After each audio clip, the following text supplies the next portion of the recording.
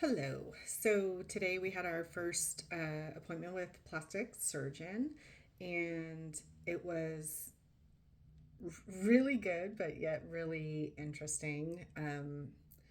This this whole process is very surreal, to say the least, and not something that I ever expected to do.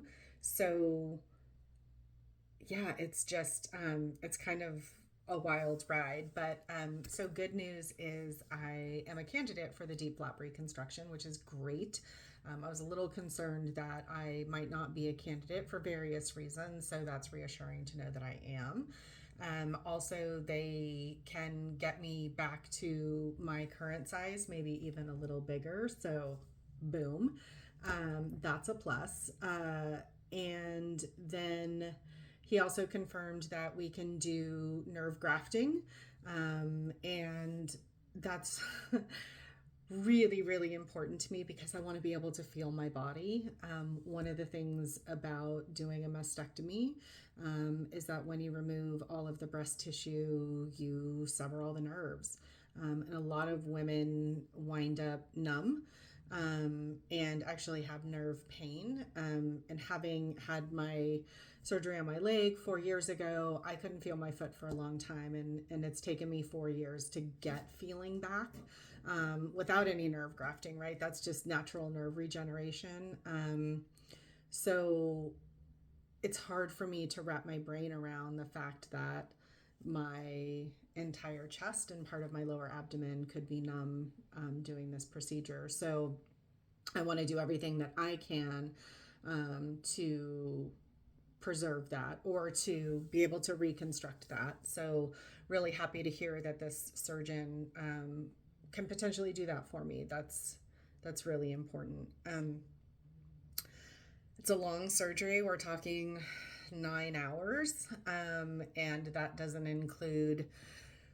That would be the double mastectomy and the reconstruction all at the same time. Now, there is the potential that we'll talk about later on of me potentially doing the hysterectomy at the same time. But we'll cross that bridge later. So, we're here to talk about plastics. So, all of that is really good news. The other good news is that right now, it doesn't seem as though I have this weird, like, blue reflection in my glasses, guys. Sorry about that. The other good news is that it doesn't seem like I will need to have expanders in before and then do the reconstruction later. My my boobs are in good shape. And I'm not so large that there would be a larger skin envelope or they would be concerned about once they've removed the tissue, the skin envelope having enough blood flow and everything to be able to preserve the nipples, which is a big thing. Like, again, I mean, you guys, conversations I never thought I would have in my life are can I save my nipples and what that really means.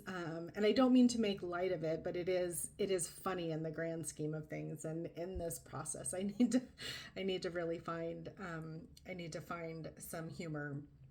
So that's great. It's so I don't need to look at doing that. Plus, the other thing is that if you have to go the route of expanders, then you're really looking at having multiple surgeries. So to know that I don't have to do that, I don't have to have yet another surgery after this, except for the potential of a minor revision down the road, is really, really great news. That being said, he wasn't the most warm and fuzzy guy. He was kind of very matter of fact in business, like, yeah, we do this all the time. Like, what questions do you have? How can I help you? Yeah, we'll get this done. So for me, that's a little hard, right? I'm a touchy feely person.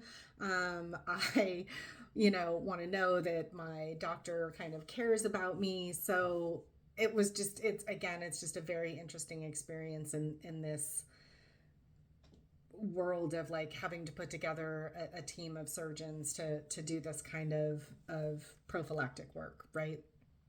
Um, so yeah, so at the end of the day, I felt really good. His before and after pictures were amazing.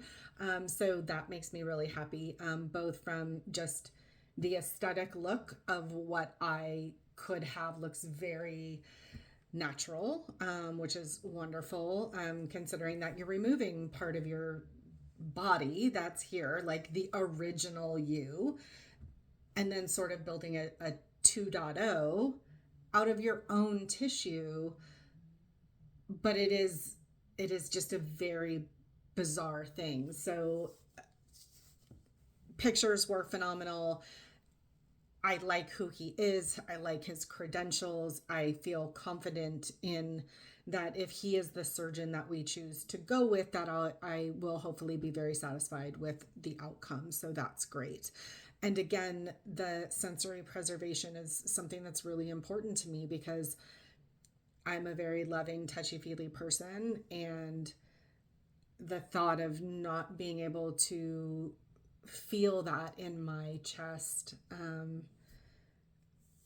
that's hard. So yeah, moving on. I also want to talk a little bit today about what this means to have this choice and why